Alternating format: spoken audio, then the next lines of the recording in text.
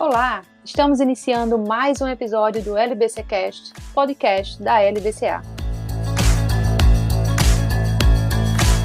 Eu sou a Mariana Alencar e hoje converso com o sócio da LBCA, Adalberto Fraga Veríssimo Júnior, e com o nosso convidado especial, João Guilherme Pereira Chaves. João é Data Protection Officer do Hospital do Coração, o HCOR, e hoje conversaremos sobre os efeitos da Lei Geral de Proteção de Dados Pessoais na área da saúde. Sejam muito bem-vindos. Muito obrigado, Mariana. Obrigado, Mariana. Obrigado, João, por ter aceito o nosso convite. Muito obrigada pela participação de vocês hoje aqui com a gente. A LBCA agradece. Por realizar um tratamento significativo de dados pessoais sensíveis, a área da saúde é uma das mais impactadas pela Lei Geral de Proteção de Dados Pessoais, a LGPD, como uma forma de garantir a proteção e privacidade dos dados dos pacientes em hospitais, clínicas, laboratórios, operadoras de saúde e segmentos afins. Então, vamos começar do começo. Muita gente ainda tem dúvidas sobre o que são dados pessoais e o que são dados pessoais sensíveis. João, qual seria a diferença? Então, Mariana, na verdade, quando a gente fala sobre diferença de dados pessoais e dados pessoais sensíveis, a gente está falando aqui de gênero e espécie, né? Dado pessoal sensível, ele é um tipo de dado pessoal.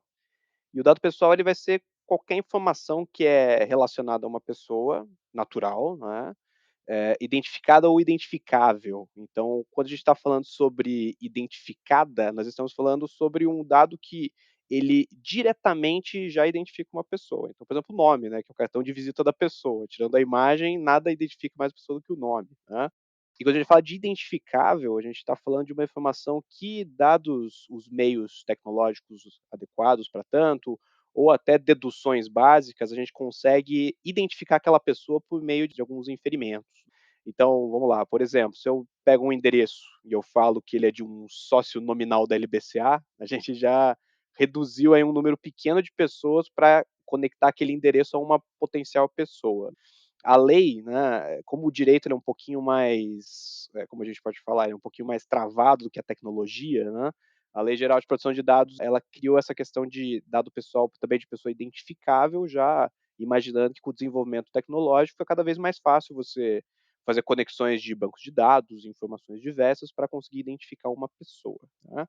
O dado pessoal sensível, por sua vez, que ele acaba sendo muito importante dentro do setor da saúde, ele é um tipo de dado pessoal, né, também vai identificar uma pessoa natural, só que ele vai ter um potencial maior de causar um dano àquela pessoa, né? A depender da pessoa que acessa aquela informação, ela pode agir de maneira discriminatória contra aquela pessoa, excluir a pessoa de alguma maneira. Nós temos aí um tipo de dado que ele é criada uma proteção maior sobre ele, né?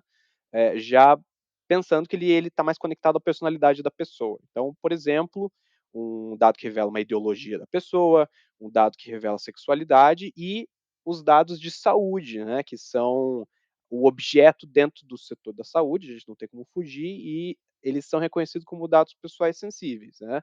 Aqui até a gente pode exemplificar, por exemplo, um laudo de um exame feito por um profissional de saúde que revela um resultado positivo para uma DST, uma doença sexualmente transmissível, a depender de quem acessa essa informação, talvez ela pode agir de maneira discriminatória para o titular do dado pessoal, né?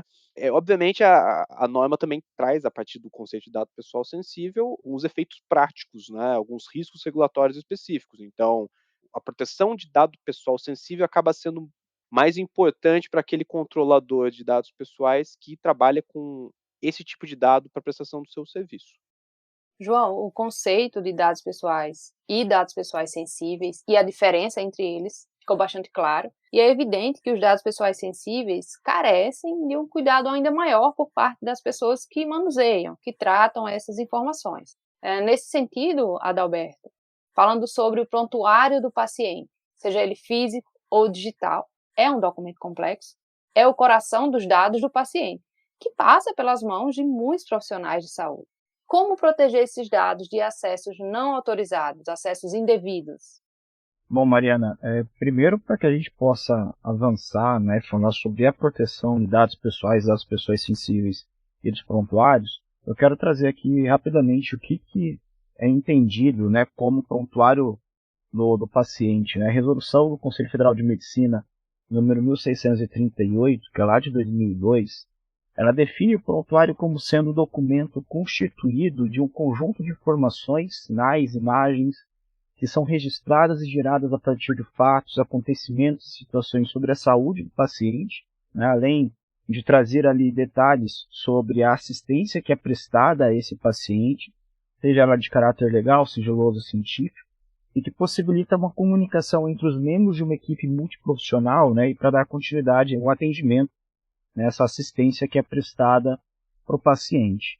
Então, nesse documento, nós temos ali o coração, né, do atendimento médico. Todas as informações que são aí registradas, né, são informações que de alguma forma podem ali trazer algum tipo de identificação de uma doença que o paciente possa ter, né? Então isso vai gerar, obviamente, ali, um dever maior de cautela.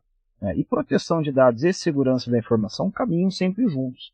É importante que a gente faça aí um mapeamento detalhado de todas as atividades que acontecem dentro da instituição hospitalar, para que com isso a gente consiga identificar os possíveis gaps que precisam ser corrigidos para a implementação das medidas e dos controles de segurança adequados. A gente sabe que um incidente de segurança ele pode levar a uma destruição acidental, ele pode levar a um acesso não autorizado, e normalmente eles acontecem por falhas ou humanas, né? As pessoas que colocam uma senha fraca, deixam senha anotadas para acesso aí aos sistemas, às plataformas. Pode ter também ali situações de ataques, né, que acontecem, também é um número considerável aqui dentro do setor de saúde, mas é importante que a gente olhe lá para o artigo 46 e para o artigo 50 da LGPD e implementem boas práticas de segurança, implementem medidas técnicas, que são aquelas relacionadas com tecnologia, medidas físicas que vão ajudar ali a criar uma barreira de segurança, quando a gente está falando ainda de tratamento de dados em formato físico, e medidas organizacionais, né, que são documentos que vão trazer ali orientações sobre como os dados pessoais devem ser tratados, como que essas informações precisam ser armazenadas, quais as atividades, quais as pessoas que podem ter acesso a cada uma dessas informações. Adalberto, muito interessante tudo que você pontuou acerca das medidas de segurança que devem ser aplicadas ao tratamento dos dados pessoais e dos dados pessoais sensíveis, em destaque aos dados de saúde, né?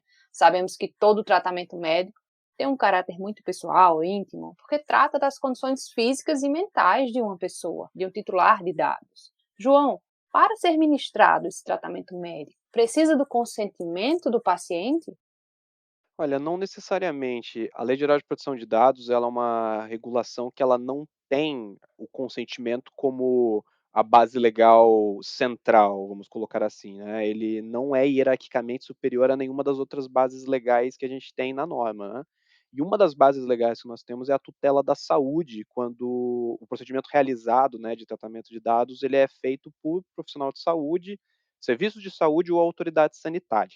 Então, assim, precisa do consentimento do paciente? Não necessariamente, mas algumas cautelas têm que ser tomadas aqui, porque ainda tem muita discordância nesse sentido. É bem possível que o setor da saúde ele seja autorregulado ao longo do tempo, né? A gente comece a definir baseado em decisões judiciárias, em resoluções da NPD e tudo mais, a gente consiga definir melhor quando que o consentimento tem que ser utilizado ou não. Até nesse sentido, então, por exemplo, quando nós temos um tratamento médico diretamente realizado para assistência da saúde, não é necessário o consentimento, por ser uma tutela da saúde realizada, né, por um profissional de saúde. Outro ponto que a gente tem que colocar é que quando a gente pensa no setor da saúde, não necessariamente só atividades assistenciais ocorrem ali dentro. Aí tem que tomar cuidado, né. Então, por exemplo, se nós estamos falando sobre compartilhamento de informação de uma clínica com uma operadora de saúde, que é credenciada nessa clínica, a operadora ela quer dados sobre pacientes de oncologia, por exemplo, para que ela possa, baseado em modelo estatístico, conseguir lançar algum tipo de produto de marketing específico para aquele público. Aí a gente já não vê com bons olhos você colocar dentro, por exemplo, da base legal da tutela da saúde, né. Então é um exemplo, porque aqui a gente se a gente for ao pé da letra, existe uma finalidade secundária de tutela da saúde, mas a finalidade primária ela é mercadológica, ela é estatística e tudo mais, né. Então tem que ser tomado muito cuidado. O próprio ordenamento jurídico, ele acaba não sabendo bem como agir nesse caso. Então, aqui como exemplo, nós temos uma resolução do CFM, né, do Conselho Federal de Medicina, que ele regula a telemedicina, e é uma resolução bem recente, ela é de 2022, né. A regulação da telemedicina, ela acabou acelerando durante a pandemia de Covid-19 e a gente tem como resultado regulatório essa resolução. Essa resolução ela aponta obrigatoriedade do consentimento explícito para autorizar o tratamento por telemedicina, né? Então, compartilhamento na plataforma de telemedicina é que uma questão de proteção de dados, assim como a Lei Geral de Proteção de Dados, né? A gente está falando aqui da possibilidade do titular escolher para onde que a informação dele vai e se ela pode trafegar por uma plataforma de telemedicina. Mas aqui a gente tem uma situação de tutela da saúde, né? Então, esse tipo de conexão, esse tipo de análise do ordenamento jurídico, né, atual, ele exige um pouquinho de cautela. Então, a grande questão é, nós não temos hierarquia entre bases legais, então o consentimento, ele não necessariamente é a base legal que tem que ser utilizada em todo e qualquer caso, porém, a tutela da saúde também não aparece como um cheque em branco para todas as atividades dentro de saúde, farmácias, entidades hospitalares e tudo mais, né. Então, não necessariamente precisamos do consentimento, mas aqui demonstra a importância de um profissional como encarregado de proteção de dados, do profissional de direito digital que consegue analisar qual que é a base legal correta para cada tipo de atividade. Acaba sendo um pouquinho mais complexo do que simplesmente aplica-se consentimento ou não. Eu vejo na minha experiência dentro do setor que alguns entes hospitalares, eles usam o consentimento como também uma forma de transparência, né, baseado também num grande princípio dentro da LGPD, que é o da transparência e da boa-fé, o consentimento como uma forma de informar o titular a respeito de como será feito o tratamento dos seus dados, para quem será compartilhado e tudo mais. Então ainda é um ponto ainda delicado dentro da discussão que a gente tem de proteção de dados na área da saúde. Perfeito, João. Diante dos requisitos apontados por você para que o tratamento médico seja ministrado e todas as questões atreladas à necessidade ou não do consentimento do paciente, a hierarquia entre as bases legais, a necessidade de uma observação crítica sobre qual a base legal mais adequada para aquele tratamento de dados. No caso de um paciente ser menor de idade, João, o cuidado ainda é maior? Com certeza. A criança e o adolescente, isso aqui não é nem LGPD, não é proteção de dados, isso aqui é o ordenamento jurídico brasileiro, ele já coloca a criança e o adolescente como uma figura vulnerável, né, em que não são só os pais, os tutores que devem tomar cuidado com o que acontece em relação àquela criança e aquele adolescente, né. Então toda a sociedade, ela se organiza de uma maneira que proteja essas pessoas em estado de vulnerabilidade. Obviamente, a LGPD reconhece, né, essa questão de vulnerabilidade, porque o principal ponto que a LGPD traz, assim, ela não cria a confidencialidade, ela não cria a autodeterminação informativa, não cria transparência, tudo isso já era parte do nosso ordenamento. O que ela cria é a necessidade de controle do fluxo de dados pessoais. E aqui até saindo da discussão de clínicas, da discussão de entes hospitalares, aqui vamos pensar até em questão de saúde digital, né, aplicativos, a utilização da internet pela criança e pelo adolescente. É difícil você ter controle do que está sendo feito, né, em relação a celulares que coletam dados por aplicativos, aplicativos de health track, então aplicativos que controlam batimentos cardíacos, monitoramento de sono, todas essas situações, né. A Lei Geral de Proteção de Dados, né, a nossa norma brasileira, né, ela não tomou cuidado de definir para a gente o que é dado de saúde, especificamente, né. Então, quando a gente está falando, por exemplo, de batimento cardíaco, esse tipo de dado que é captado por alguns aplicativos de health track, né, a gente pode ter na verdade, um dado que revela uma situação de saúde e ele acaba sendo um dado sensível, né, se a gente lê a nossa norma de maneira explícita, né. Então sim, é necessário um cuidado maior para ter esse controle e até puxando o gancho da questão que a gente estava discutindo sobre consentimento, a norma ela não é muito clara se o consentimento é ou não é a única base legal para que se trate os dados pessoais de uma criança e do adolescente. A gente teve muito recentemente, eu não lembro se foi em setembro ou se foi em outubro de 2022, um estudo preliminar da Autoridade Nacional de Proteção de Dados acerca dessa interpretação de sempre vamos precisar de consentimento para o tratamento de dados da criança e do adolescente, ou outras bases legais também podem ser aplicadas, como a que nós discutimos, a tutela da saúde. Então, a gente ainda não tem uma base sólida para tomar essa decisão, mas eu entendo, particularmente, que a melhor interpretação da norma é que outras bases legais vão ser aplicadas também para criança e adolescente, mas isso não afasta a necessidade de, como o próprio Adalberto trouxe na hora de discussão do prontuário, né, de tomada de cuidados de segurança da informação em relação a esses dados, principalmente porque a gente está falando de pessoas mais vulneráveis. Cara, é bastante claro os cuidados atrelados aos tratamentos de dados pessoais, sobretudo no âmbito da saúde, e também quando estamos falando desse grupo extremamente vulnerável, como as crianças e os adolescentes.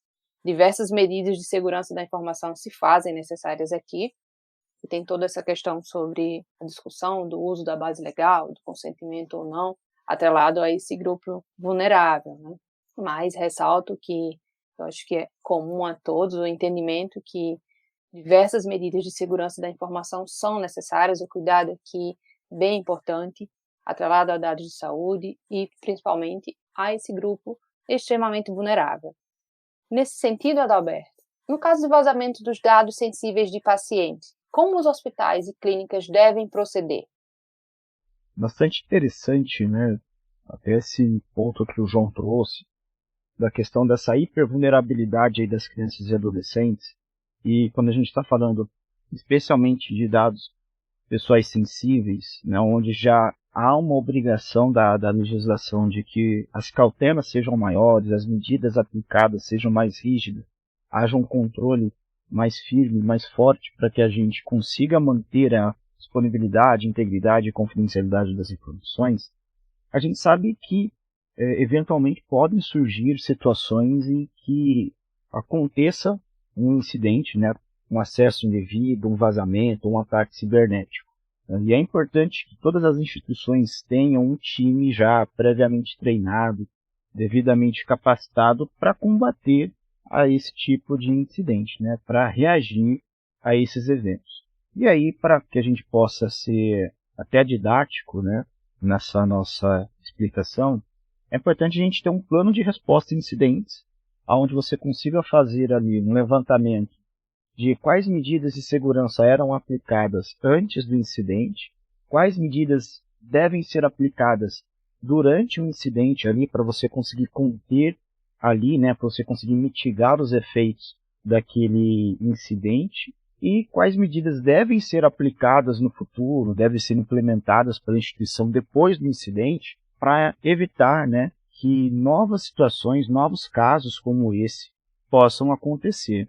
É importante que o DPO, especialmente, tenha conhecimento aí sobre essas medidas que devem ser implementadas, tenha conhecimento sobre a rotina da instituição, e você consiga trazer para o debate, você consiga trazer aí para uma sala de crise, por exemplo, pessoas ligadas ao jurídico, ligadas ao compliance, gestão de riscos, ligadas ao marketing para que se possa fazer ali um monitoramento, né, das informações da mídia para ver o que eventualmente já foi publicado em portais, o que já foi divulgado em algum canal de comunicação, para que você consiga trazer ali gente da TI, tanto da parte de infra, que possa fazer ali uma avaliação da arquitetura dos sistemas, identificar onde que houve efetivamente aquele incidente, aquele vazamento, e criar efetivamente ali uma matriz, né, com responsabilidades, com papéis bem definidos,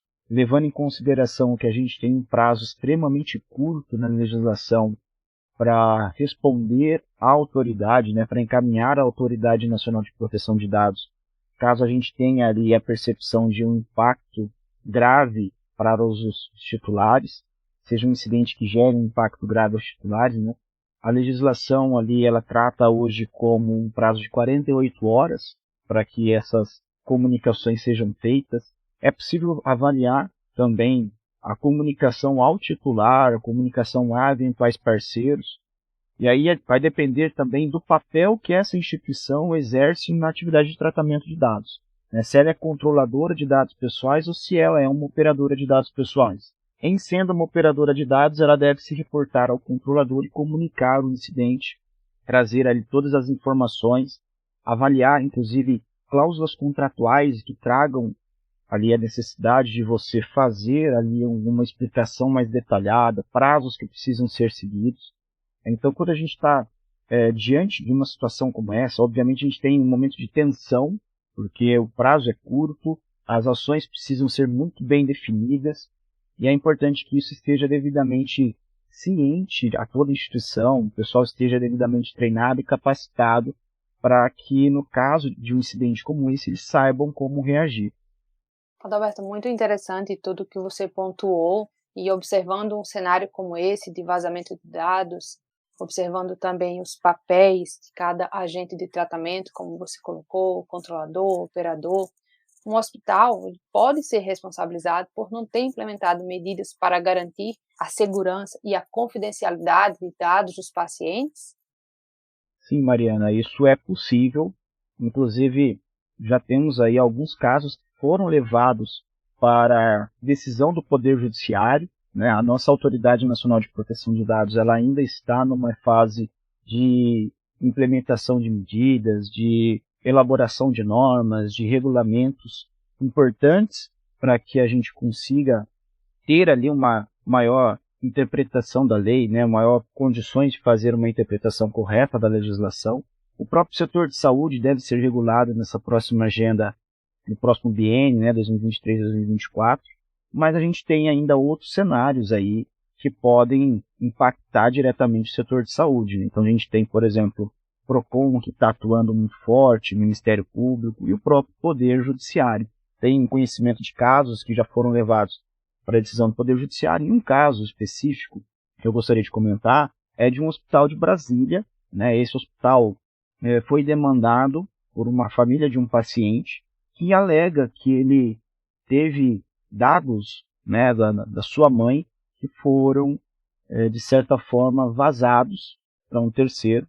Então a gente tem ali um atacante que conseguiu acesso à plataforma, conseguiu acesso a um sistema do hospital, e com isso ele conseguiu identificar ali algumas situações de saúde, né? Conseguiu ver ali, por exemplo, o procedimento que a mãe dessa pessoa, né, tinha passado, o que ela precisava ainda de tratamento, e esse falso médico, né, esse atacante, fez contato com a família, pediu dinheiro para que o procedimento fosse realizado, e informou uma conta diversa da conta do hospital e explicou para aquela família que era necessário que aquele pagamento fosse realizado para que o tratamento fosse concluído.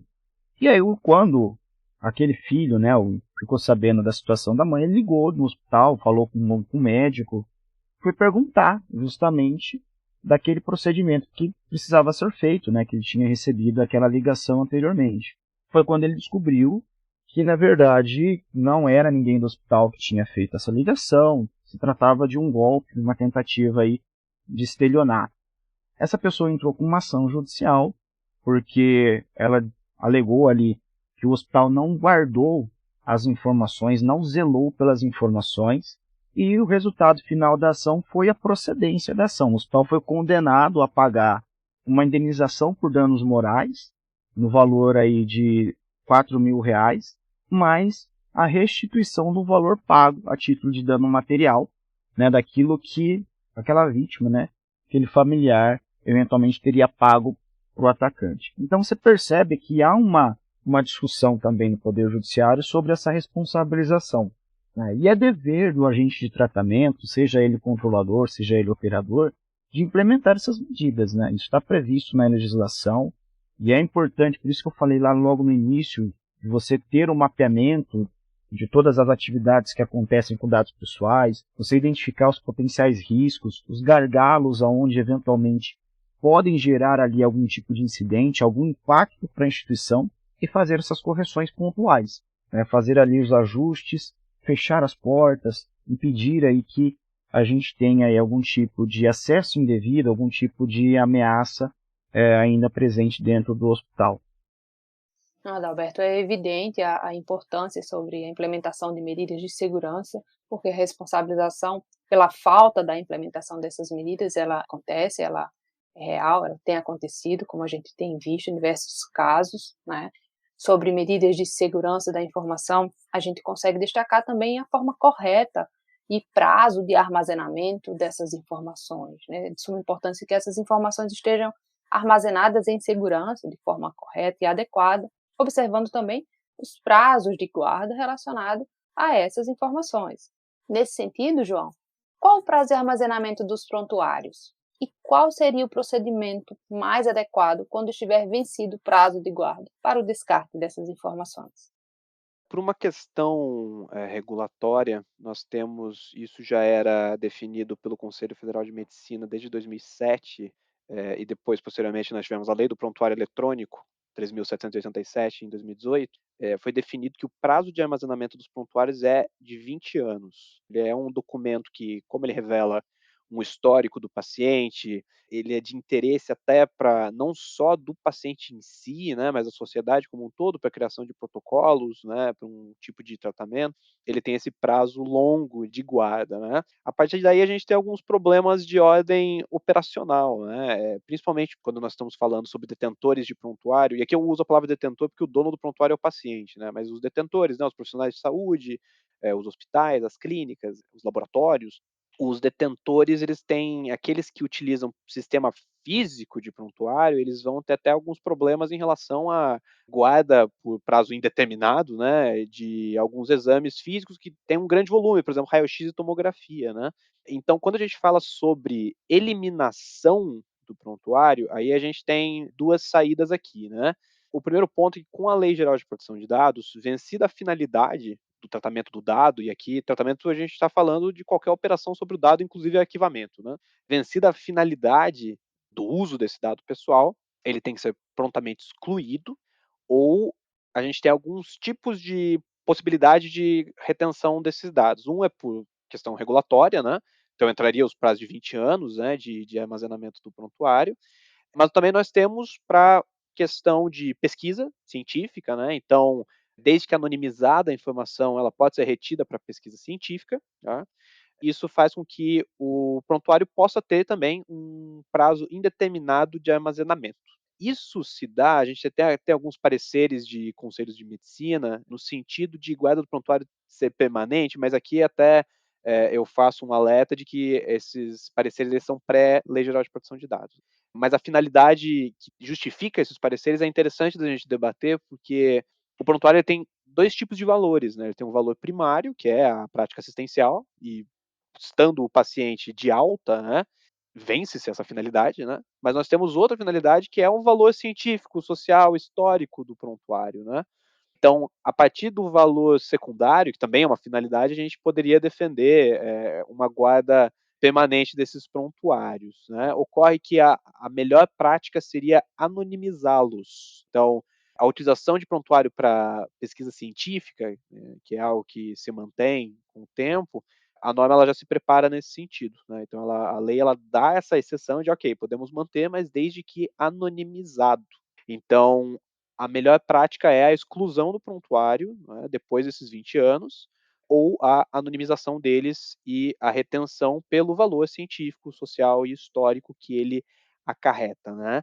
E a gente tem que lembrar que o prontuário ele não é só de interesse do paciente, ele é de interesse da família do paciente, porque a gente tem alguns tipos de malefícios, algum tipo de doenças que elas são, hereditárias, né, por exemplo. Então, essa situação do armazenamento do prontuário também é um ponto que possivelmente a gente vai ter uma regulação maior aí, setorial ao longo dos próximos anos.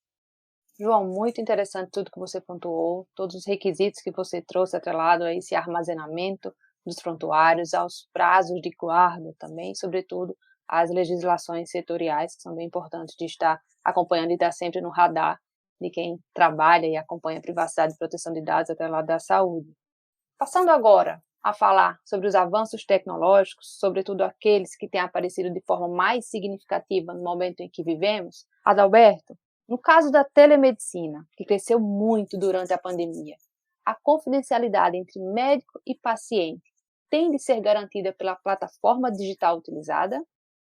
Olha, Mariana, um dado interessante nessa questão da telemedicina é que durante o período da pandemia, né, segundo informações aí da Abrange, que é a Associação Brasileira dos Planos de Saúde, nós tivemos mais de 6 milhões de teleconsultas realizadas.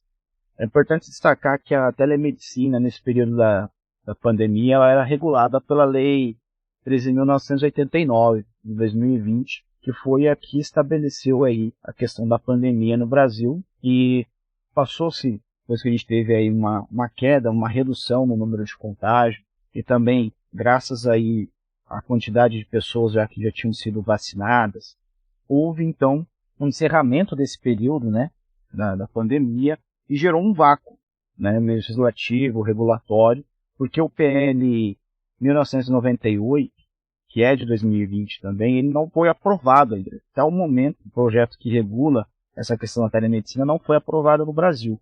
E aí nós tivemos, como o João já trouxe no início aí de nossa conversa, uma resolução do Conselho Federal de Medicina, que é a 2314, que trata sobre a questão da utilização aí da telemedicina. Então ela traz alguns critérios técnicos, critérios objetivos que precisam ser seguidos.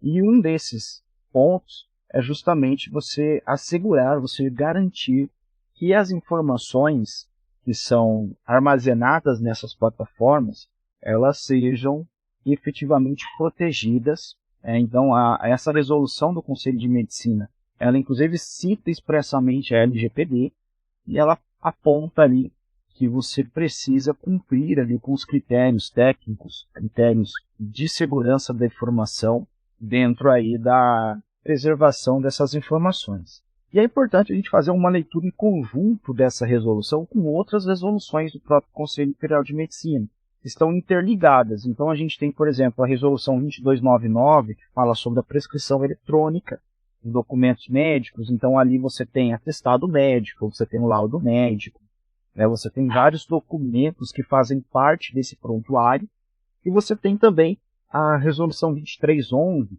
que era um pouquinho anterior à resolução da telemedicina, que já há uma permissão aí do Conselho Federal para a utilização de tecnologia, né, da inteligência artificial, da robótica, em casos aí que envolvam a telecirurgia.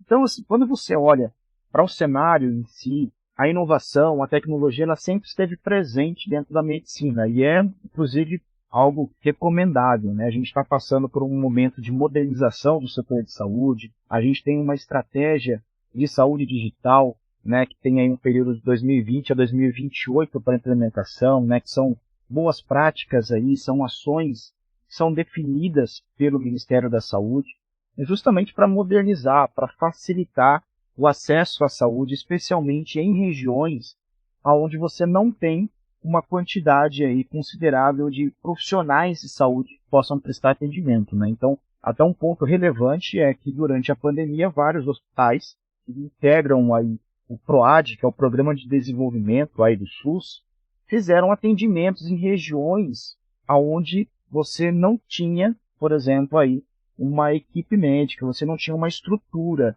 para poder fazer esses atendimentos. Então, tudo isso é válido a gente ressaltar aqui justamente como esse ponto, né, com esse avanço tecnológico, né, especialmente aí a telemedicina, né? O nosso projeto de lei ainda não foi aprovado, ele está aguardando aprovação no plenário da Câmara, né? Já passou ali pelas comissões, então agora a gente precisa aguardar aí, né, finalizando aí toda essa etapa do processo eleitoral, é que com o retorno aí das atividades dentro do Congresso Nacional, a gente tem aí a aprovação desse PL, que vai, obviamente, trazer aí inovações, trazer questões aí que precisam ser cumpridas, além daquelas que já estão previstas nessas resoluções que foram citadas anteriormente. Mas sim, de forma resumida, a gente precisa garantir que essas informações que trafegam nas plataformas digitais, nas plataformas que são utilizadas aí pela telemedicina, a gente precisa garantir aí a segurança dessas informações. É bastante evidente que, com todo esse avanço tecnológico, a confidencialidade das informações deve ser observada com muita atenção, além de tudo o que é disposto neste sentido nas normas que tratam desse tema. Assim, João, observando esse avanço tecnológico, todo o cenário de avanço que estamos vivendo, Observando também o cenário do Open Health e a interoperabilidade, quais os cuidados que hospitais, clínicas, laboratórios, planos de saúde devem ter na troca de informações envolvendo o paciente? Bom, o Open Health ele é o futuro, né, a gente não tem como negar isso, porque a troca de informações entre controladores de saúde, ele é básico para a prestação do serviço de saúde. Os entes, né, cada um dos participantes, cada um dos controladores, eles não conseguem garantir por si só a prestação do serviço de saúde, né. É necessário dentro de uma, por exemplo, uma internação que vai ter que ter comunicação com o laboratório para fazer exames, vai ter que ter comunicação com o plano de saúde para garantir o pagamento daquele serviço, então a troca de informações faz parte, né, não tem o que fazer.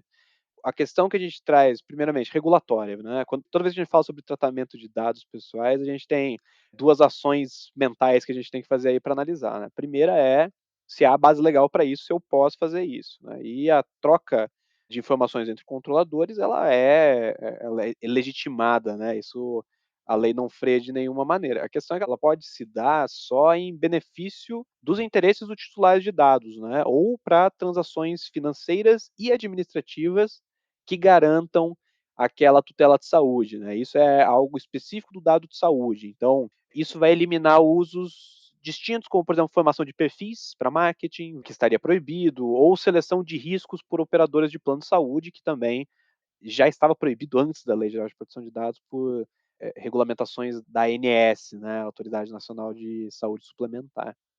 Além disso, né, isso é um ponto. Então, primeiramente, a lei permite? A lei permite, né, com dadas esses entraves. Aí vem um outro ponto que o Adalberto trouxe algumas vezes na fala dele, que é a gente garantir a confidencialidade na maneira que a gente trafega essas informações, né. Então, o grande desafio aqui é em como a gente vai transferir essas informações de uma maneira que ela seja segura, então de uma maneira que eu entenda que a pessoa que está no outro ponto da comunicação, ela é autêntica para receber aquela informação, então saber qual que é o meio correto de, trafegar essa informação.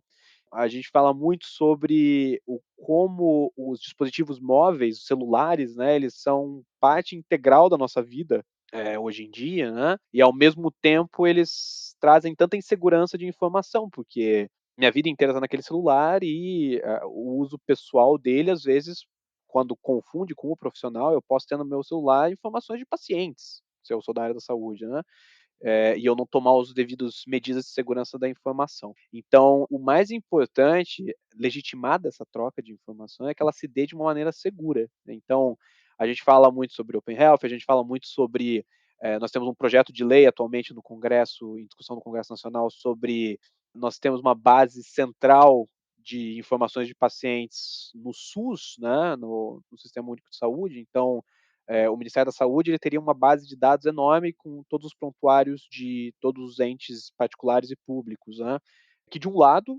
tendo essa quantidade de informações em um só lugar, eu como prestador de um serviço assistencial, eu tenho o histórico do paciente, que eu não teria antes, eu tenho uma gama de informações que vão me permitir tomar as melhores decisões, né. Ao mesmo tempo, a gente tem que tomar cuidado com questões de segurança da informação, a gente tem que saber quais são as melhores plataformas, quais são um sistema de prontuário eletrônico de um hospital, talvez não comunique com o de outro, como é que eu faço essa integração? Então, é tudo muito complexo. Quando a gente fala sobre os cuidados que devem ser tomados, de maneira genérica, a gente fala dessa maneira, mas é algo que ainda vai ter que ser muito trabalhado, vai ter que ser muito bem regulado para que a gente tenha um padrão mínimo de comunicação entre sistemas. E quando eu falo em sistemas, a gente tem, na verdade, que diversos entes não têm um prontuário eletrônico, uma digitalização completa de informações. Como é que vai se dar isso? Como é que eu vou digitalizar a informação do prontuário físico para fazer a comunicação e como é que a gente faz isso de uma maneira, que seja segura, né. E até voltando para a questão de que o grande indivíduo que vai se aproveitar melhor dessa questão de Open Health é o próprio paciente, não são os entes de saúde. Então, o paciente vai ganhar muito com isso. Só que a gente também tem que pensar que o paciente, ele é dono das suas informações, ele tem autodeterminação informativa.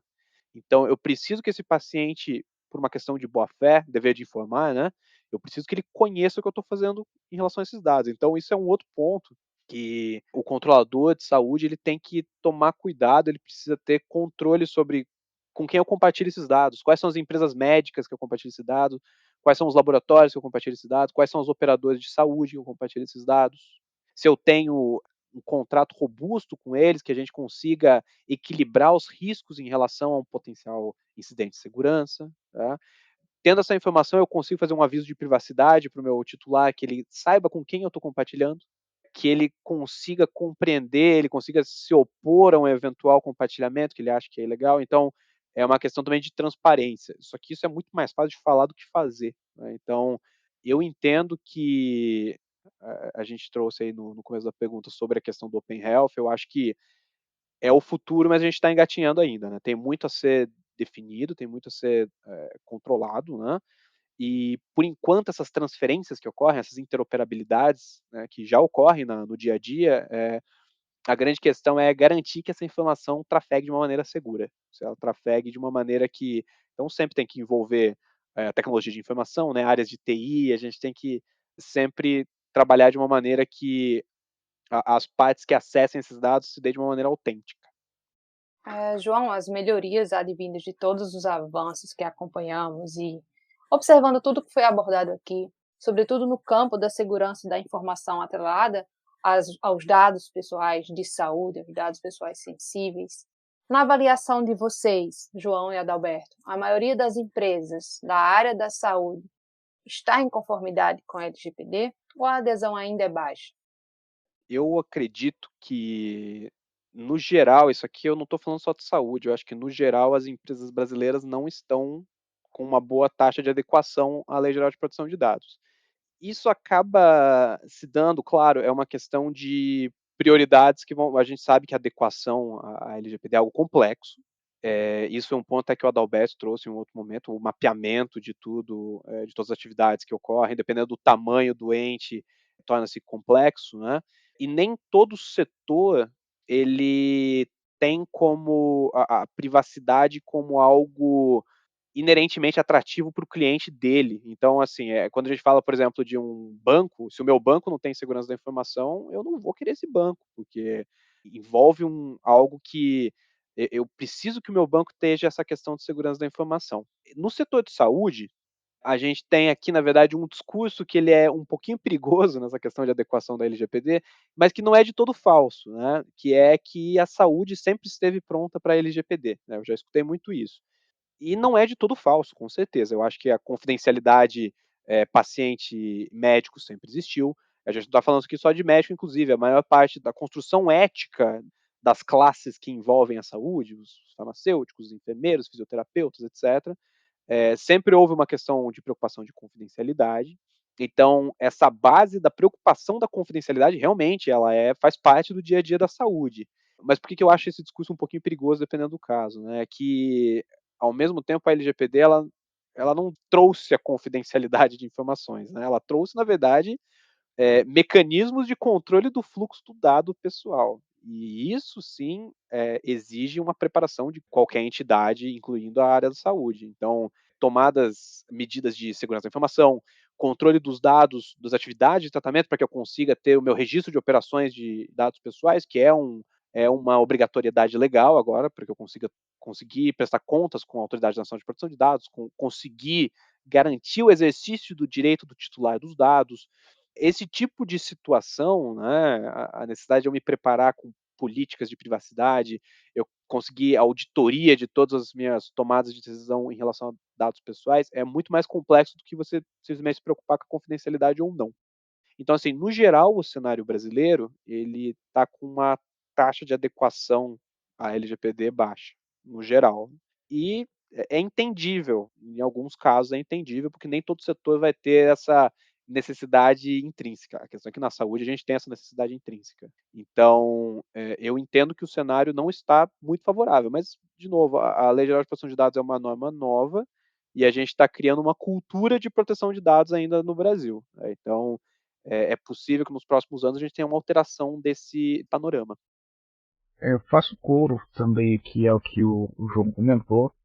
Eu também entendo que assim, o setor de saúde por si só não está totalmente adequado à LGPD, embora a gente tenha essas questões de práticas já antigas aí de confidencialidade dentro do setor, mas de modo geral as empresas brasileiras não estão preocupadas efetivamente com a questão da privacidade.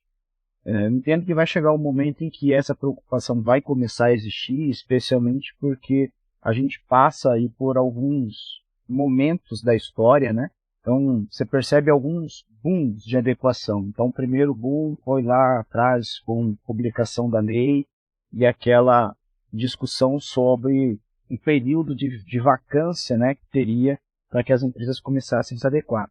Principalmente empresas que já vinham de uma cultura de proteção de dados, de privacidade, por terem relações, por exemplo, com a União Europeia, onde o tema ele já é discutido há muito tempo, essas empresas começaram a puxar adequações das menores. Aí você começa a perceber justamente aí uma cadeia, né, sucessória das empresas maiores obrigando as menores a estarem adequadas à LGPD. Então, o segundo momento em que você percebe um aumento de procura dessas empresas por uma adequação foi quando a gente discutia-se a vigência, né, o início da vigência da lei e depois o início da vigência da aplicação das sanções, né, que foi em agosto do ano passado.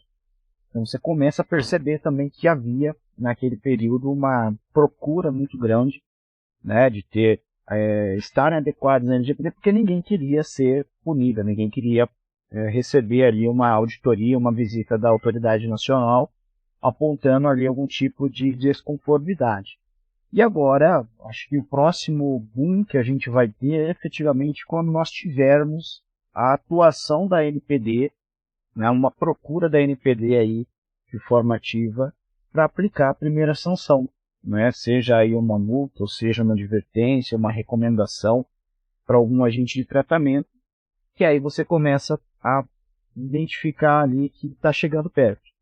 Mas o setor de saúde é um setor que é muito visado, né, principalmente ainda quando a gente fala de ataques cibernéticos, né. Então, uma pesquisa divulgada recentemente, em julho desse ano, mostra que o setor de saúde é o segundo setor mais atingido por ataques cibernéticos no Brasil, ficando atrás apenas do setor de varejo.